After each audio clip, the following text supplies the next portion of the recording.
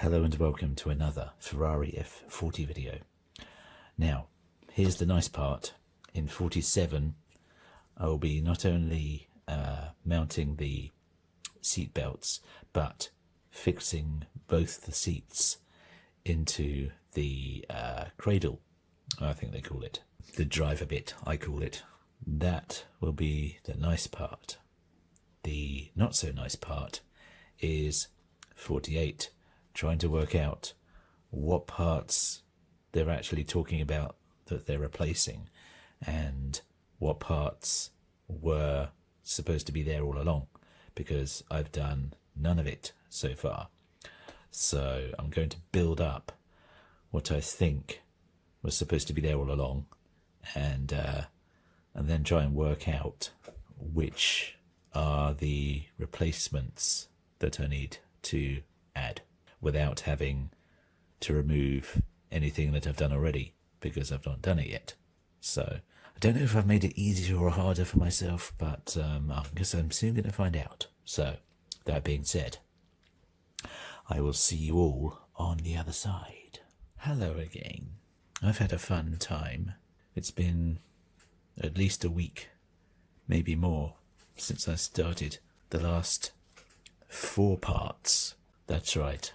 4, maybe even 5, because most of those don't actually mean anything, because they've had to reverse what they've told you to do.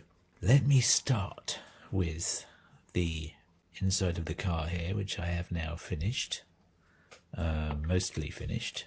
Unfortunately, I have scratched up, I don't know if you can see that, scratched up around there, just by this cylinder thing.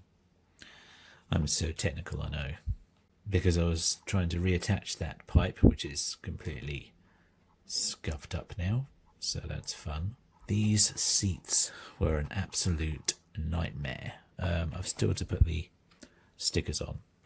Now, somebody was saying that these stickers are not very good because they keep falling off. Well, they tell you to put them on before you've even put the seat belts on the seats. Why would you do that? Or why would you not leave them when you know they're always going to be exposed until the very last moment? And then you're not touching them, and then they don't fall off.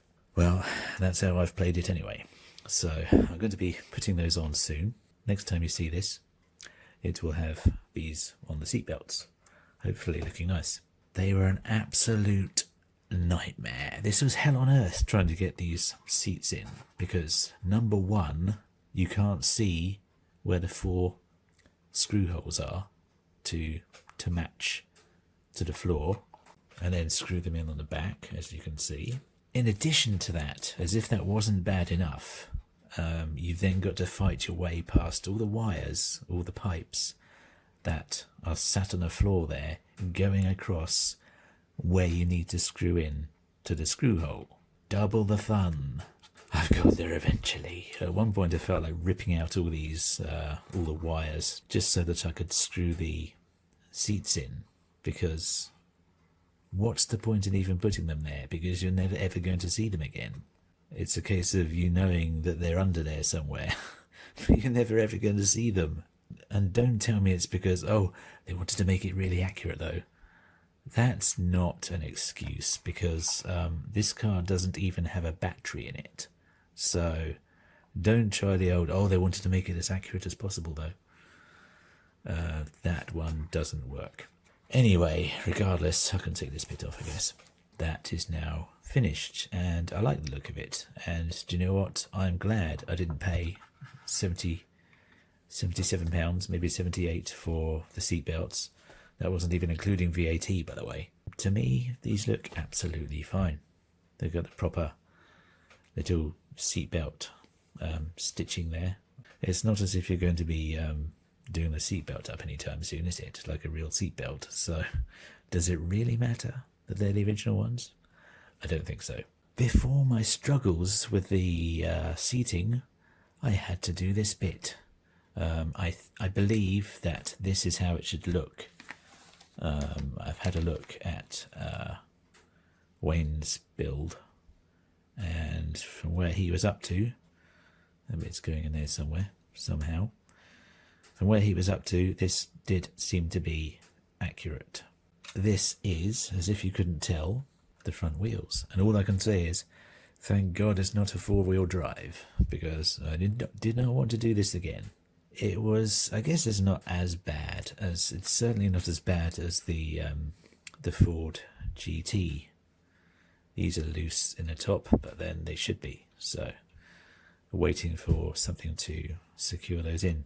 I'm coming to this last, even though I did it first, because in hindsight, I guess this was a lot easier and less stressful than that horrible seating. And thank God there's only 2 seats in that Ferrari, because I don't want to go through that again. This was more confusing than stressful. I guess that was a bit fiddly, trying to match those up and keep everything in place. But I think I've pulled it off. Because, well, the wheels turn, so I guess I must have done something right. So, that is where we're up to. And I'm going to have a look when I've finished recording at the next stages and hope that everything pans out and everything goes back to normal. But then I did hope that at the end of, 29, I think, that nightmare part with the engine. So don't hold out too much hope here. But that was parts 44 to 48, essentially. That being said, thank you very much for watching. Thank you for your support. And I will meet you back here in one piece with all my sanity intact next time.